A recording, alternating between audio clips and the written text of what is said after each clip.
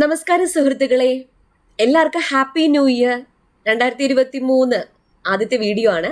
അപ്പോൾ പരീക്ഷയാണ്. 10th mains 100 days time table day 25 exam ആണ്. നന്നായിട്ട് തന്നെ അറ്റൻഡ് ചെയ്യുക. 15 ചോദ്യങ്ങളാണ് ഉള്ളത്. 13 മാർക്കാണ് കട്ട് ഓഫ്. അപ്പോൾ എന്തായാലും പരീക്ഷയിലോട്ട് പോവാം. അപ്പോൾ ടിപ്സ് ആൻഡ് ട്രിക്സ് ഫാമിലിയിലേക്ക് എല്ലാവരെയും സ്വാഗതം ചെയ്യാം.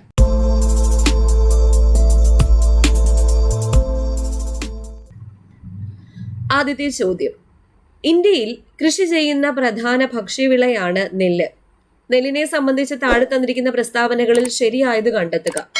4 പ്രസ്താവന തന്നിട്ടുണ്ട്. നെൽകൃഷിക്ക് വേണ്ട താപനില 24 ഡിഗ്രി സെൽഷ്യസിന് മുകളിലാണ്. നെല്ല് ഒരു റാബി വിളയാണ്. ഐക്യരാഷ്ട്രസഭ അന്താരാഷ്ട്ര നെല്ല് വർഷമായി ആചരിച്ചത് 2004 എക്കൽ മണ്ണാണ് നെൽകൃഷിക്ക് ഏറ്റവും അനുയോജ്യം. അപ്പൊ ഇതിൽ ശരിയായത് മാത്രമാണ് കണ്ടെത്താനുള്ളത്.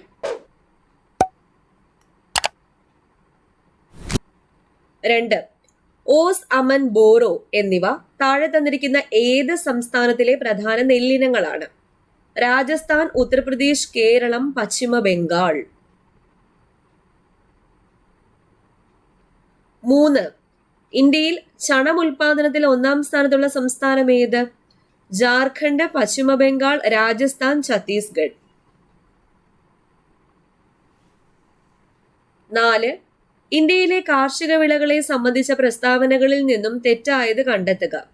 ആദ്യത്തേത്: 1902 റബ്ബർ വ്യാവസായിക അടിസ്ഥാനത്തിൽ ഉൽപ്പാദിപ്പിച്ചു തുടങ്ങിയത്.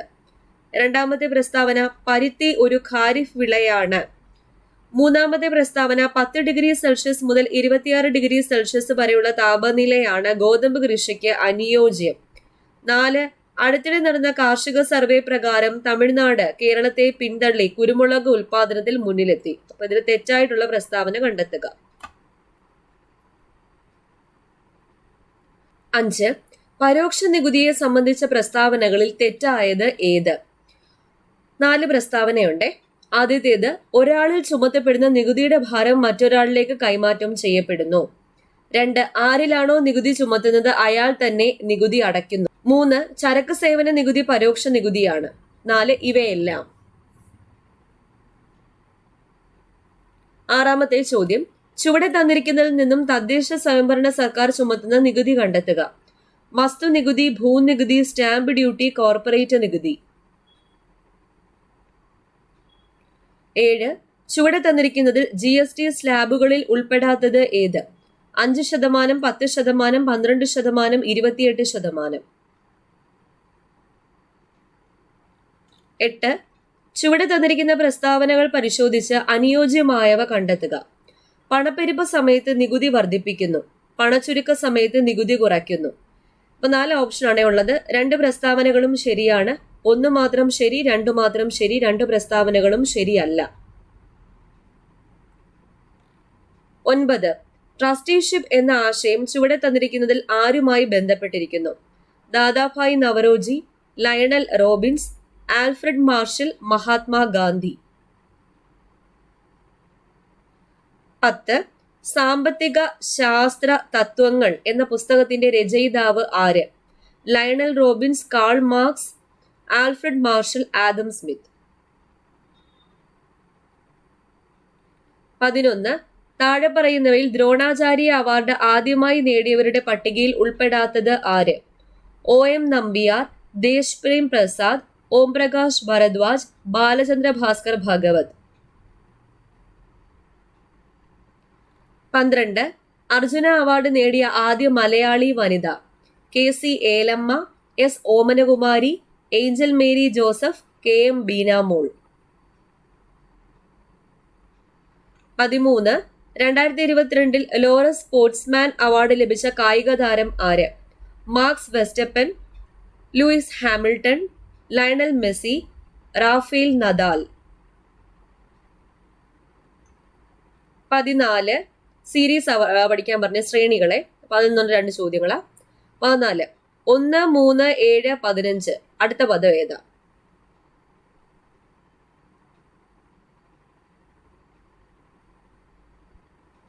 15, 15, 6, 13, 7, 11, 8 അടുത്ത പദം ഏതാ?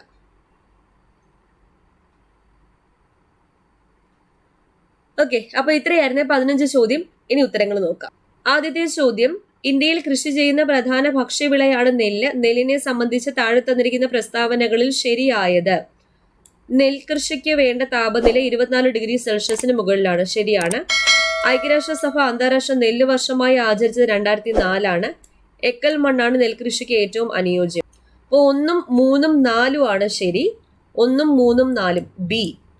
നെല്ല് ഒരു ഖാരിഫ് വിളയാണ്. അതാണ് ഇവിടെ തെറ്റിപ്പോയത്. റാബി എന്ന് തന്നേക്കുന്നത്. 2, ഓസ്, അമൻ, ബോറോ എന്നിവ താഴെ തന്നിരിക്കുന്ന ഏത് സംസ്ഥാനത്തിലെ പ്രധാന നെല്ലിനങ്ങളാണ്? പശ്ചിമ ബംഗാളാണ്. ഡി. 3, ഇന്ത്യയിൽ ചണം ഉൽപാദനത്തിൽ 1-ാം സ്ഥാനത്തുള്ള സംസ്ഥാനം ഏത്? ചണം ഉൽപാദനത്തിൽ 1-ാം സ്ഥാനം പശ്ചിമ ബംഗാളാണ്. ബി. 4, ഇന്ത്യയിലെ കാർഷിക വിളകളെ സംബന്ധിച്ച പ്രസ്താവനകളിൽ നിന്നും തെറ്റായത് കണ്ടെത്തുക. തെറ്റായത് ഡി ആണ്. അടുത്തിടെ നടന്ന കാർഷിക സർവേ പ്രകാരം കർണാടകമാണ് കേരളത്തെ പിന്തള്ളി കുരുമുളക് ഉൽപാദനത്തിൽ മുന്നിലെത്തിയത്. അതാണ് ശരി. 5, പരോക്ഷ നികുതിയെ സംബന്ധിച്ച പ്രസ്താവനകളിൽ തെറ്റായത് ഏത്?